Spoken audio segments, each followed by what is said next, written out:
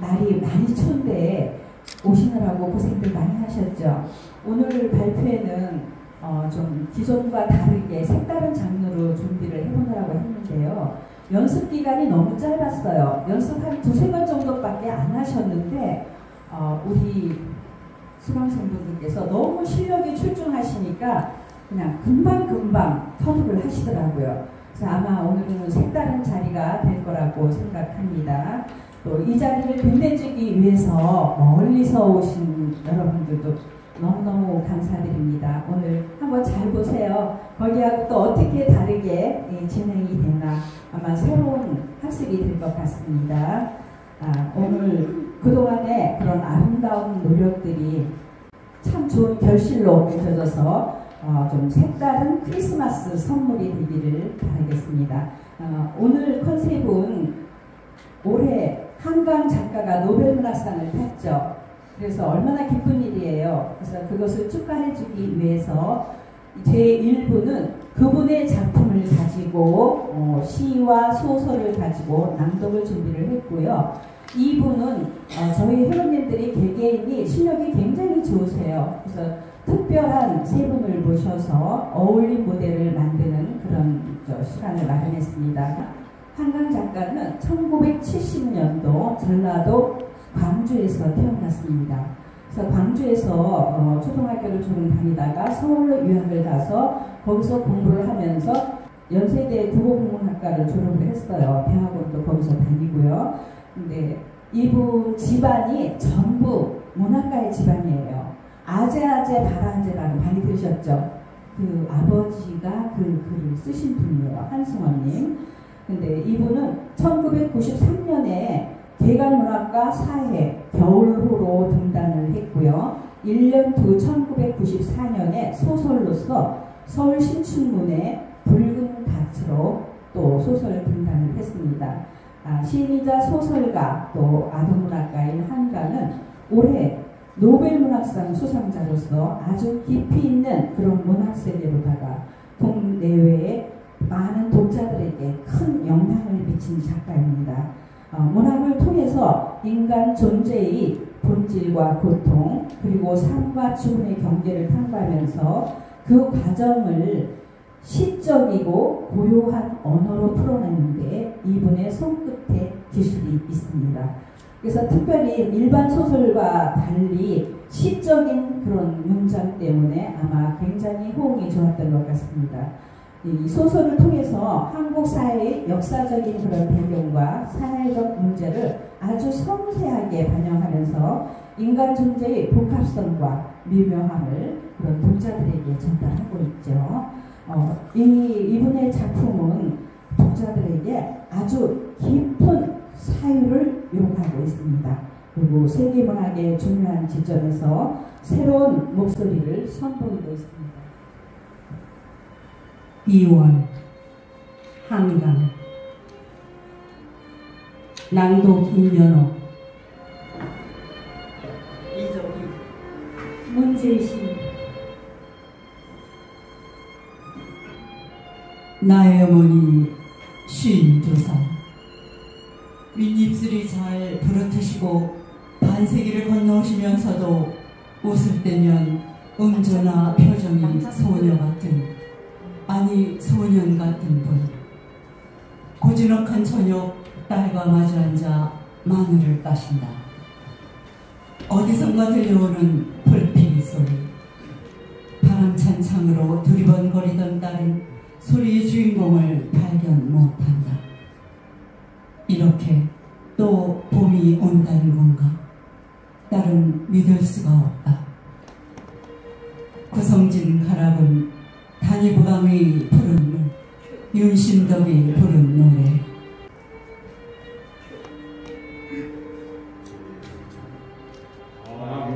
광야를 달리는 소중한 인생아 너의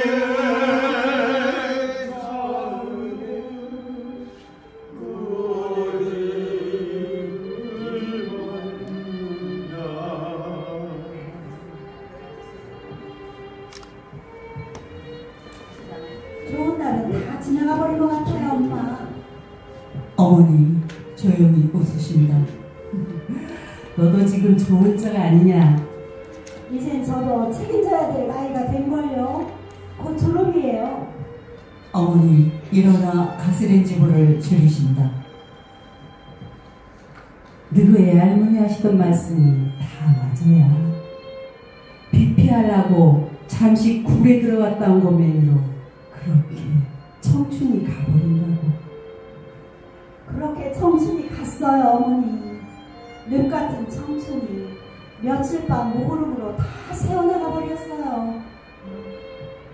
엄마 청춘도 그랬어요? 글쎄, 웃으며 딸이 짐짓 묻는다. 하나도 기억이 안 난다야. 어머니 조용히 밥을 푸신다. 하나도 기억이 안 나. 어머니 무엇이 아픈 어머니 머리를 떠돌고 있을지 홀령 같은 무슨 통곡 같은. 나는 다시 태어나면 사람으로 안 태어나고자 보야. 꽃이나 나무나 새나 난 그런 곳으로 태어나고 싶어야. 엄마, 새는 고달파요. 벌레도 잡아먹어야 하고 허공을 조용히 날아야 하잖아요. 산탄총을 피해야 하고 둥지를 틀고 알고 나야 해요. 무엇은 그렇게 안 힘들다냐? 엄마, 어머니 다시 조용히 웃으신다. 엄마, 이왕이면 나무가 좋아요. 꽃은 금세 시들잖아요. 흙 좋고 깊은 땅에 아무도 베어가지 못할 곳이에요. 기껏 나무로 태어났는데 그리로 길이라도 나면 어떡해요. 국도가 나지 않을 한거진 들에 큰 나무로요. 어머니 웃으시네. 소녀처럼. 아니 소년처럼. 어머니 우리 어머니 소리내어 웃으시네요. 정말로 다시 태어나는 것이라면 베어지면 또 딴 걸로 태어날 거 아니겠냐? 뭐가 걱정이냐? 나의 어머니 52살. 그렇게 다치시고도 벌집이 되시고도 상처로 진물 흐르지 않는 분. 눈물만 고즈넉이 맑은 물만 흐르는 분. 반세기에 동묻은 사랑. 슬픔으로만 오로지 슬픔으로만 번지는 분. 어머니, 내과에 나갔더니 온통 얼음인데 물 흐르는 소리가 들려요.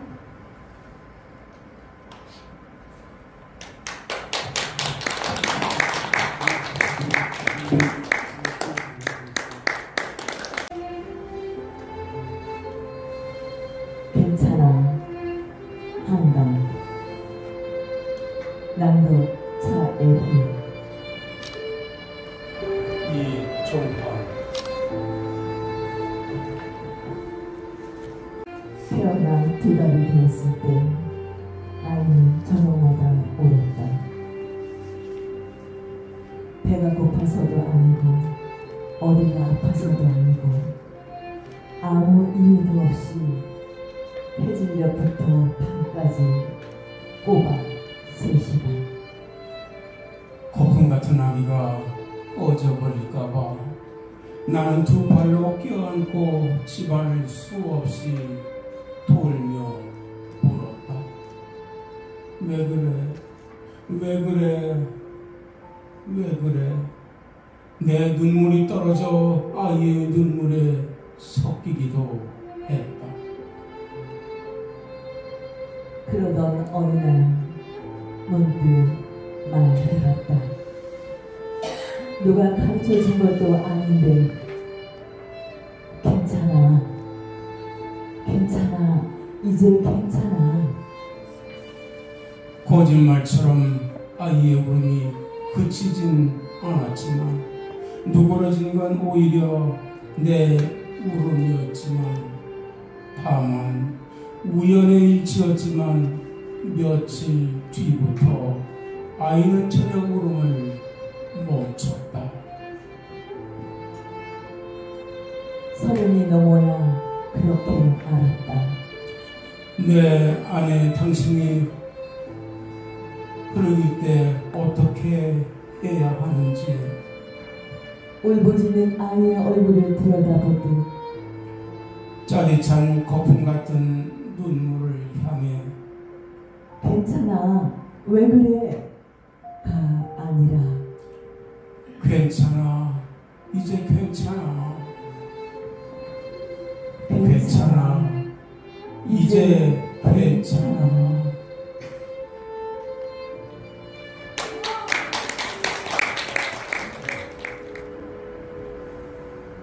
편지 한강 낭독 박명호. 이지선, 그동안 아픈 데 없이 잘 지내셨는지 궁금했습니다. 꽃 피고 지는 길, 그 길을 떠나 겨울 한번 보내기가 이리 힘들어 때 아닌 봄, 3월 봄는 퍼붓습니다. 겨우 내내 지나온 열 끓는 세월, 얼어붙은 밤과 낮을 지나며 한평 아랫목의 눈물겨우 잊지 못할 겁니다. 누가 감히 말하는 거야? 무슨 근거로? 무슨 근거로 이 눈이 멈춘다고? 멈추고 만다고? 천지, 퍼붓는 이 폭설이 보이지 않아? 휘어져 부러지는 솔가지들 퇴색한 저 악록빛이 이 바람 가운데 기대벽 하나 없는 가운데 나갈 길조차 묻혀버린 곳 이곳 말이야. 그래, 지낼만 하신지 아직도 삶은 또 아리튼 협곡인지 당신의 노래는 아직도 허물리는 곤두박질인지 당신을 보고 난 밤이면 새도록 등이 시려워 가슴 타는 꿈속에 어둠은 빛이 되고 부셔 눈못들 빛이 되고 흉몽처럼 눈멀어 서리치던 새벽, 통트는 창문빛까지 아팠었지요. 어째서 마지막 희망은 잘리지 않는 건가?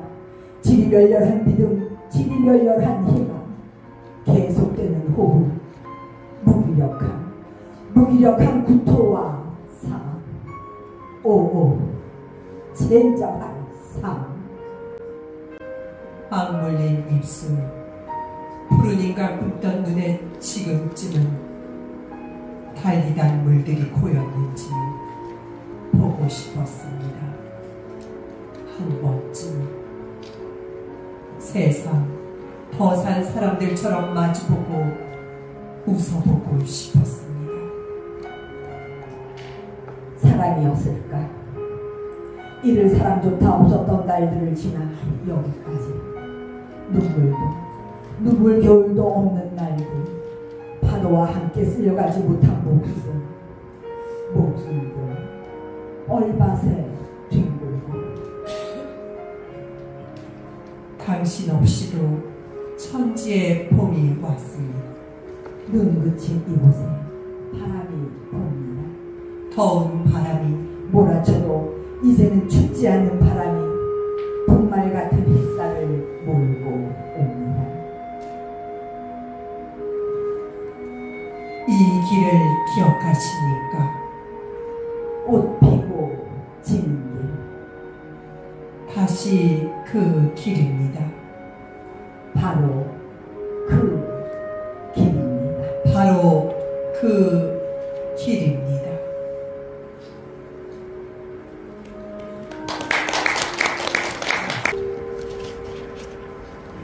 후에게 2002 겨울 한강 낭독 이옥자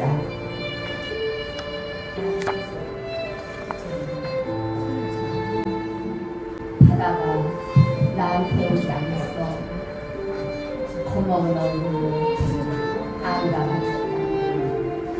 밀려오는데 먼 데서부터 밀려오는데 우리 몸을 지나 계속 차오르기만 할 줄 알았는데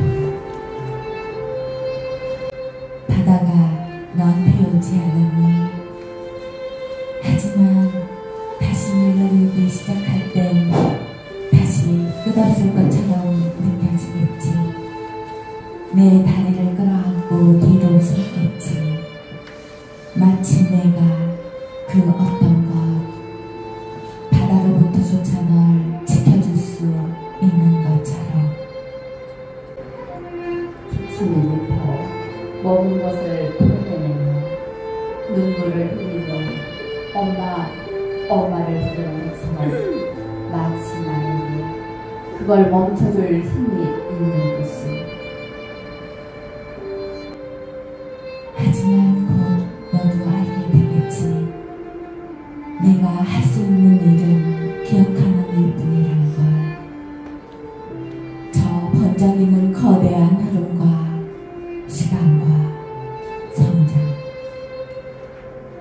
중요하게 사라지고 새로 태어나는 것들 앞에 우리가 함께 있었다는 걸. 색색의 아름다운 순간들을 함께 품었던 시절의 은밀함은 처음부터 올해로 지은 이 몸에 새겨두는 일뿐인걸. 괜찮아. 아직 바다는 오지 않으니까. 우리를 쓸어 가기 전까지 우리 이렇게 나란히 서 있을 테니까. 흰 겨울과 조개 껍데기를 더 주울 테니까.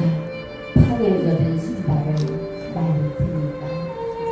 까끌거리는 모래를 털며 때로는 주저앉아 더러운 손으로 눈을 훔치기도 하며.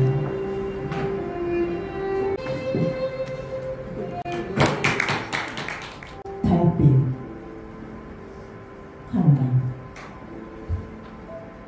남도 창의 힘.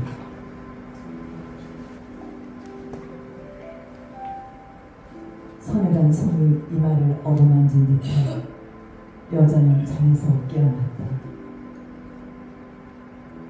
창밖 숲을 적신 뒤 숲, 그들을 묻혀가지고 들어온 달빛이 파랗게 그들의 붉은 머리를 물들이고 있었다. 남자는 잠결에 몸을 뒤척이더니 팔을 뻗어왔다.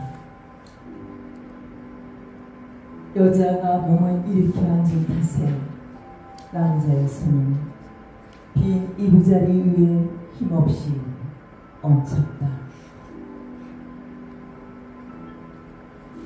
달빛이 밝아 그의 감긴 속눈썹, 어린아이처럼 벌어진 입술이 고요히 드러났다. 여자는 허리를 숙였다. 남자가 참결에 쓸쓸해질까봐 그 손뜨는 얼굴을 가만히 쓸었다.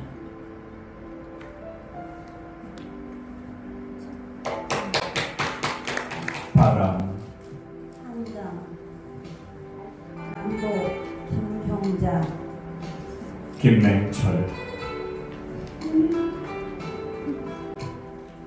아직 어두울 때 그녀는 떠났다. 조심스럽게 문을 닫은 뒤 열쇠를 돌리다 말고 그녀는 뒤를 돌아보았다. 쌀쌀한 복도에 눈없는 어둠이 그녀를 노려보고 있었다. 계절이 바뀌고 있었다. 그녀는 외투를 벗었다. 가방에서 스웨터를 꺼내 셔츠 위에 겹쳐 입은 뒤 다시 외투를 걸쳤다. 이 동네에 새는 사람들은 모두 잠들어 있었다. 불빛이 문틈으로 새어나온 방은 없었다. 복도 끝 이상 계단에 총약 열전구 불빛만이 희미하게 흔들리고 있었다. 그 빛을 따라 그녀는 걸어갔다. 바깥은 더 추울 것이다라고 그녀는 생각했다. 따스한 이불과 식어버린 차를, 무수히 밑줄 그어놓은 책들을, 뒤척이는 밤들과 김서린 거울 속의 응시를 그녀는 떠났다. 낡은 건물의 현관을 빠져나오자마자 그녀는 놀라듯 멈춰섰다. 바람 때문이었다. 좋지 않은 계절을 택했다라고 그녀는 중얼거렸다. 캄캄한 도로변을 따라 큰 폭폭으로 걸어갔다. 한 발짝을 내밀 때마다 그녀는 망설였다. 구둣발이 땅을 디딜 때마다 두려움과 후회가 함께 잡혔다. 모든 창문이 어두웠다. 방금 감 그녀의 머리카락이 흐트러지며 질며루미처럼 허공을 헤엄쳐 다녔다. 한산한 차도를 따라 차들이 뒤취해갔다. 그녀가 숨을 들이쉴 때마다 어둠이 코로, 입으로, 목구멍으로 삼켜졌다. 그녀는 계속해서 걸어갔다. 흰 입김이 불꽃처럼 너울거렸다. 그 속으로 그녀의 얼굴이 지워졌다. 낡은 스카프가 바람에 쓸려갔다. 외투가, 여인 몸뚱이가 바람 속으로 풀어졌다. 점점이 흔적 없이 흩어졌다. 그 뒤 그녀를 다시 본 사람은 없었다.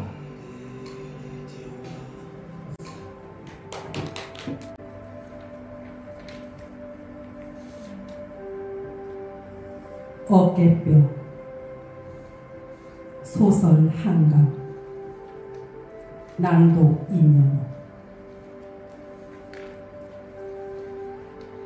사람의 몸에서 가장 정신적인 곳이 어디냐고 누군가 물은 적이 있지. 그때 나는 어깨라고 대답했어.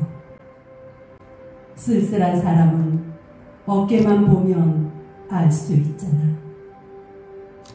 긴장하면 딱딱하게 굽고 두려우면 움츠러들고 당당할 때면 활짝 넓어지는 게 어깨지. 당신을 만나기 전 목덜미와 어깨 사이가 쪼개질 듯 저려올 때면 내 손으로 그 자리를 짚어 주무르면서 생각하곤 했어. 이 손이 햇빛이었으면, 나직한 5월의 바람소리였으면, 처음으로 당신과 나란히 포도를 걸을 때였지. 길이 갑자기 좁아져서 우리 상반신이 바싹 가까워졌지. 기억나? 기억나. 당신의 마른 어깨와 내 마른 어깨가 부딪힌 순간 외로운 흰 뼈들이 달그락 먼 풍경 소리를 낸 순간. 페레오 한강. 낭독 임창순. 김순희. 내 어머니가 낳은 첫 아기는 태어난 지 2시간 만에 죽었다고 했다. 달떡처럼 얼굴이 흰 아이였다고 했다. 8달 만에 조산이라 몸이 아주 작았지만 눈, 코, 입이 뚜렷하고 예뻤다고 했다. 까만 눈을 뜨고 어머니 얼굴 쪽을 바라보던 순간을 잊을 수 없다고 했다. 당시 어머니는 시골 초등학교 교사로 부임한 아버지와 함께 외딴 사택에 살았다. 산딸이 많이 남아 준비가 전혀 없었는데 오전에 갑자기 양수가 터졌다. 주변에 아무도 없었다. 마을에 한 대뿐인 전화기는 20분 거리의 정류장 앞 전방에 있었다. 아버지가 퇴근하려면 아직 6시간도 더 남았다. 막 소리가 내린 초겨울이었다. 23살의 엄마는 엉금엉금 부엌으로 기어가 어디선가 들은 대로 불을 끓이고 가위를 소독했다. 반지꼬리 상자를 뒤져보니 작은 베네오 하나를 만들 만한 흰 종이 있었다. 산통을 참으며 무서워서 눈물이 떨어지는 대로 반지질을 했다.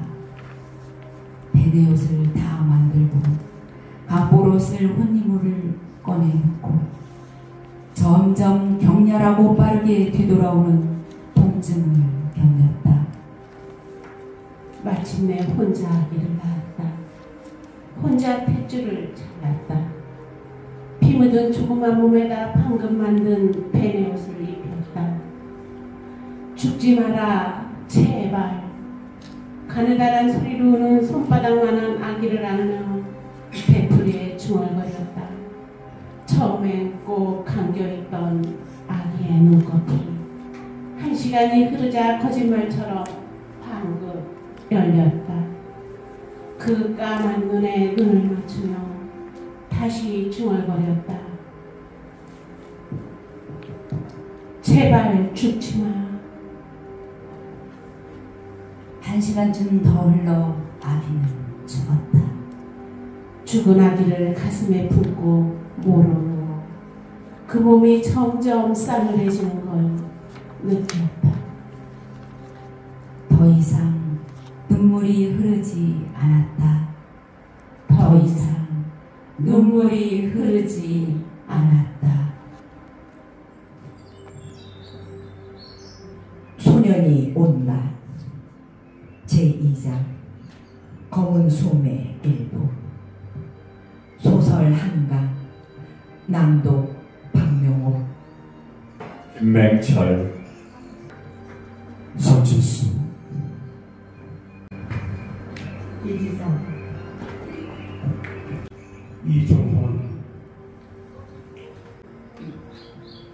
더 많은 기억이 필요했어. 더 빨리 끊어지지 않게 기억을 이어가야 했어. 여름밤 마당에서 등목을 했지. 세상에서 가장 깨끗하고 고귀한 보물 같은 펌프로 막 길어올린 차가운 물을 내가 양동이째 내 끈끈한 등에 끼얹었지. 몸서리 치는 나를 보고 너는 웃었지. 천벽길을 따라 자전거를 탔지. 뭉클뭉클한 맞바람의 중시름을 가르며 달렸지. 내 하얀 하복 셔츠가 날개같이 퍼덕였지. 뒤에서 내가 나의 이름을 부르는 걸 들으면서 힘차게 페달을 밟았지. 내 목소리가 점점 멀어져 가는 것을 들으면서 더 신이 나서 페달을 밟았지. 축하일이 마침 일요일이었을 때였다. 엄마는 모신절에 단위치교로 다녀오려고 누나와 함께 강진에 내려갔었지. 시외버스 창밖으로 봄날의 논더미들이 보였지. 누나, 온 세상이 여왕이야. 모를 내기 직전에 맑은 눈물의 하늘이 끝없이 비쳐 있었지. 아카시아 냄새가 창틈으로 새어들어와 나도 모르게 코가 벌렁거렸지. 누나가 백감자를 쪄줬지. 혀를 베어가며 그걸 후후 풀어먹었지. 설탕같이 부스러지는 수박을 먹었지. 새까만 보석 같은 씨앗들까지 꼭꼭 씹어 먹었지.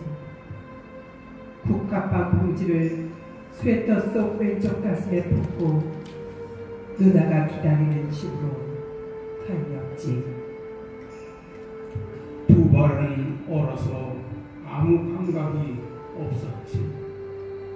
심장만 활활 타는 것 같았지.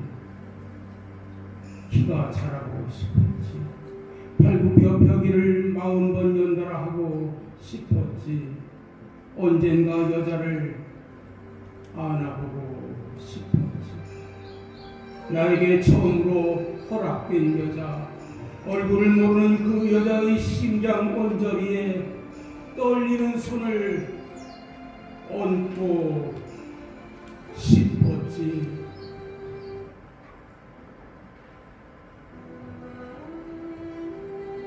썩어가는 내 옆구리를 생각해.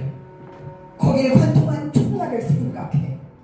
처음엔 차디찬 몽둥이 같았던 그거. 순식간에 뱃속을 휘저는 불덩어리가 된 그거. 그게 반대편 옆구리에 만들어 놓은 내 모든 따뜻한 피를 흘리게 한 구멍을 생각해. 그걸 쏘아보낸 총구를 생각해. 차디찬 방아쇠를 생각해. 그걸 당긴 따뜻한 손가락을 생각해. 나를 조준한 눈을 생각해. 쏘라고 명령한 그 사람의 눈을 생각해.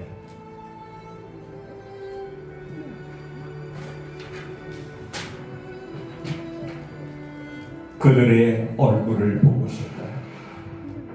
잠든 그들의 눈꺼풀 위로 어른거리고 싶다. 꿈속으로 분수 들어가고 싶다. 그 이마, 그 눈꺼풀 밤새 건너다니며 어른거리고 싶다. 그들이 악몽 속에서 피 흐르는 내 눈을 볼 때까지. 내 목소리를 들을 때까지.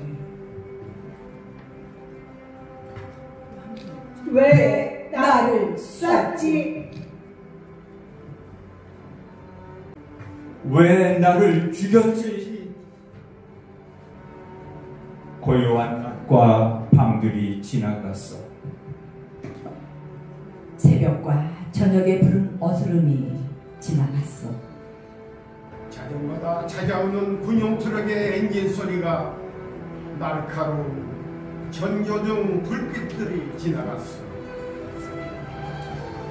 그들이 다녀갈 때마다 가만히 덮인 몸들의 눈이 하나씩 총을 맞은 대신 머리가 움푹 깨어지고 어깨가 탈골된 몸들.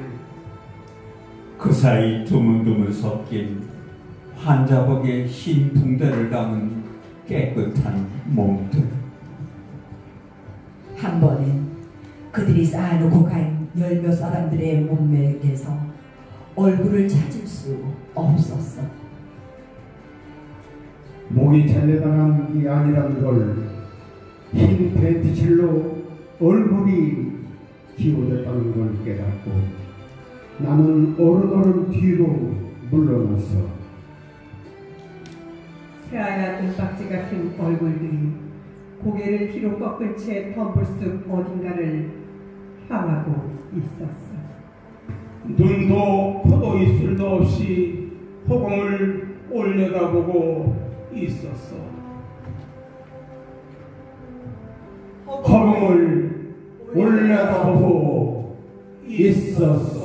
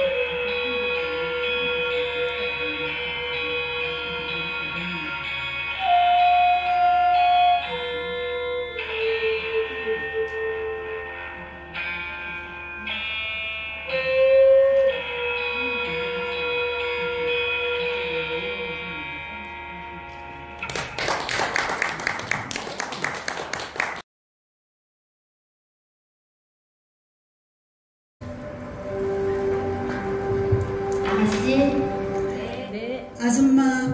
네. 할머니. 네. 수필 김승희, 낭독 문재신. 이정희. 이옥자.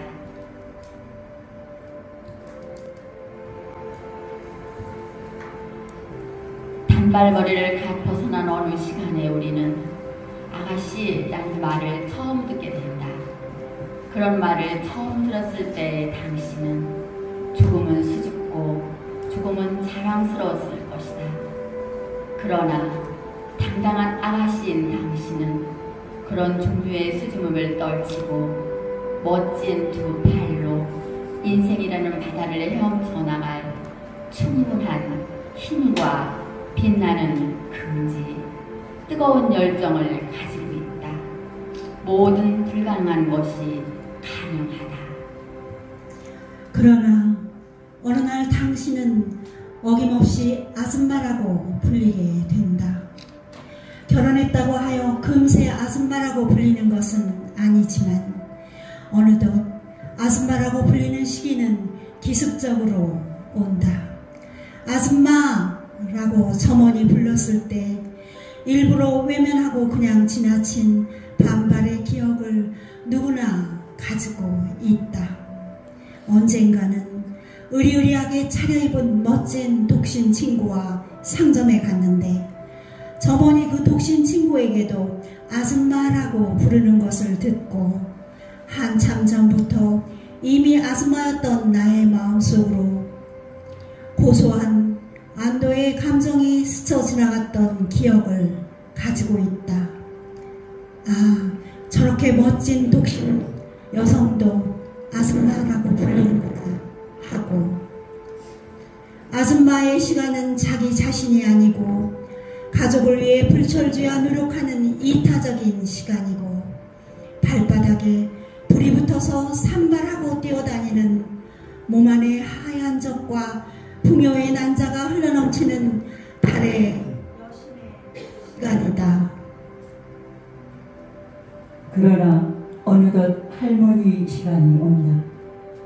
잠시 서운했지만 이상하게도 할머니라는 단어를 내가 수고하자마자 몸속으로 달의 여신과 폐의 여신이 동시에 사제를 쭉 펴며 늠름하게 들어오는 것을 느꼈다. 할머니라는 말은 이상하게도 담대한 자유의 감정을 주었으며 무엇인가 이제 가부장제의 틀을 한번 뛰어넘은 것 같은 해방된 기분을 주었다. 할머니, 그 이름은 소녀라는 이름과 마찬가지로 가부장제 바깥에 존재하는 순수하고 용감한 여신들의 성체라고 할 만하였다. 단발머리를 갓 벗어난 어느 시간에 우리는 아가씨라는 말을 처음 듣게 된다. 그러나 어느 날 당신은 어김없이 아줌마라고 불리게 된다. 그러나 어느덧 할머니의 시간이 온다. 아가씨? 네. 아줌마? 할머니?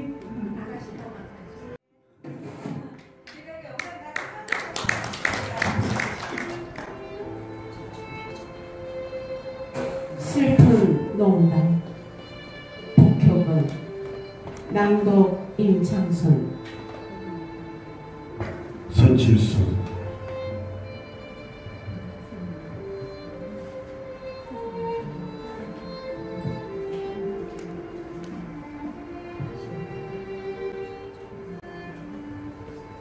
해놓은 밥이 없어 라면 끓여 점심 때우자 했다.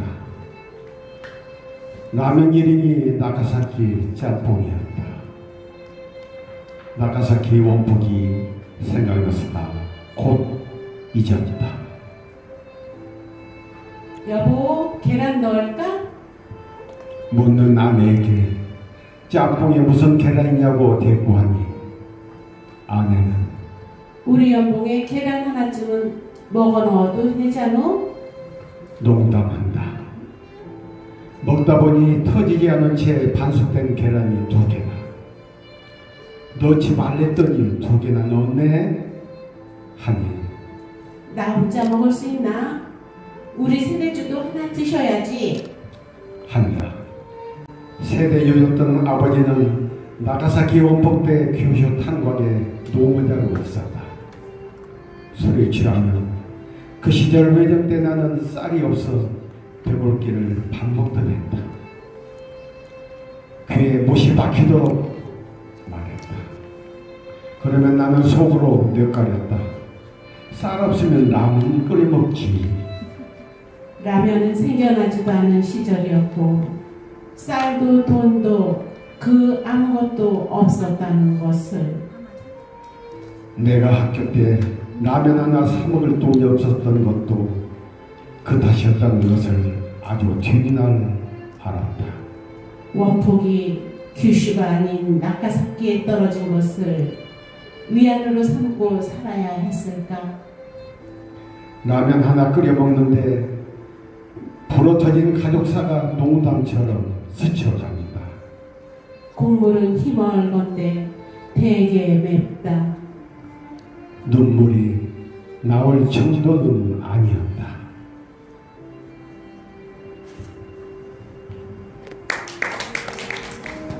토닥토닥 진재진 나는 너를 토닥거리고 너는 나를 토닥거린다.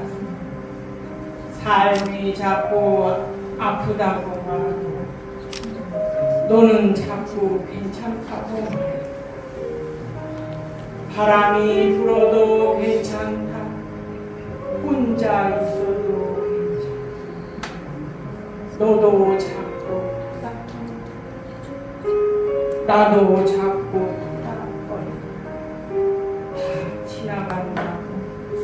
다 지나갈 거라고. 토닥거린다고.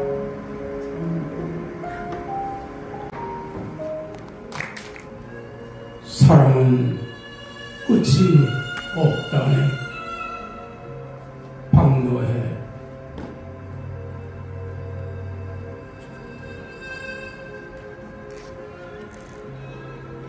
사랑은 끝이 없다네. 사랑의 끝이 있다면 어떻게 그 많은 시간이 흘러서도 그대가 내 마음속을 걸어 다니겠는가?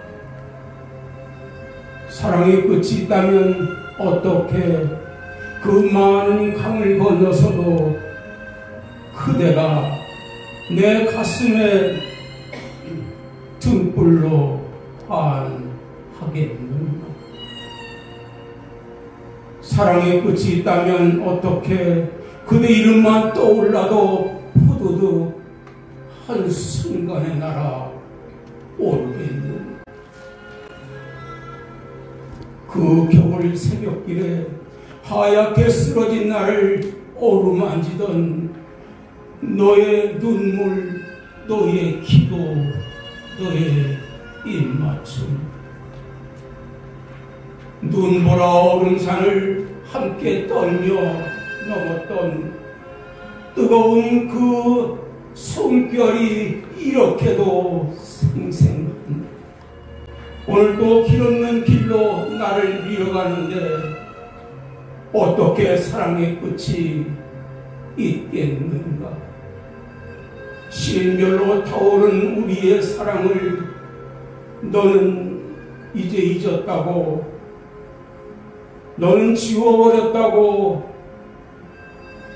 내 가슴에 그대로 피어나는 눈부신 그 얼굴, 그 눈물의 너까지는 어찌 지금의 내 것이겠는가?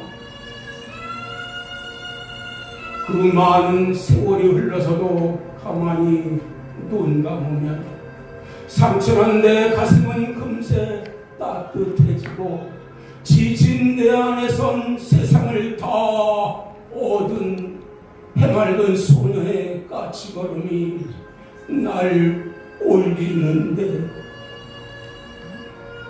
이렇게 사랑의 끝이 없다는 걸 내 개인적 경험을 통해서 알게 되었는데 어찌 사랑의 끝이 있겠는가.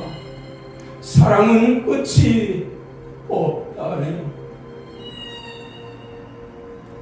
다시 길 떠나는 이 걸음도, 절망으로 밀어온 이 희망도, 슬픔으로 길어올린 이 투혼도, 나이가 들고 눈물이 마르고 내 앞에 다시 죽음이 온다 해도 사랑은 끝이 없다네.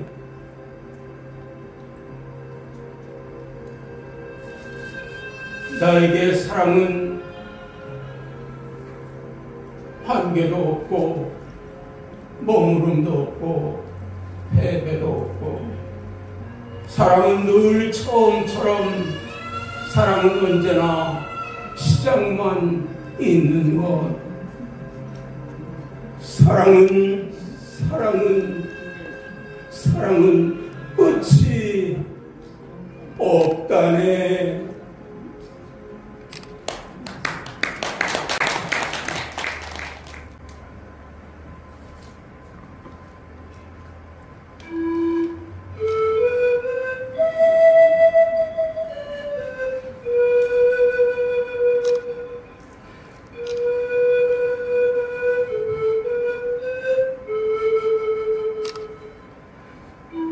사평역에서 곽재도 막차는 좀처럼 오지 않았다. 대합실 밖에는 밤새 송이눈이 쌓이고 흰보라 수승꽃 은실인 유리창마다 톱밥난로가 지펴지고 있었다. 금음처럼 몇은 조이고 몇은 감기에 굴러기고, 그리웠던 순간들을 생각하며 나는 한 줌의 톱밥을 불빛 속에 던져주었다. 내면 깊숙이 할 말들은 가득해도 정색의 손바닥을 불빛 속에 적셔두고 모두들 아무 말도 하지 않았다. 산다는 것이 때론 술에 취한 듯 한 그룹의 굴비, 한 광주리의 사과를 만지작거리며 귀향하는 기분으로 침묵해야 한다는 것을 모두들 알고 있었다. 오래 앓은 기침소리와 쓴약 같은 입술 담배 연기 속에서 싸름싸름 눈꽃은 쌓이고, 그래, 지금은 모두들 눈꽃의 화음에 귀를 적신다. 자정 넘으면 낯설음도 뼈아픔도 다 서론인데, 단풍잎 같은 몇 잎의 차창을 달고 밤열차는 또 어디로 흘러가는지, 그리웠던 순간들을 호명하며 나는 한 줌의 눈물을 불빛 속에 던져 주었다.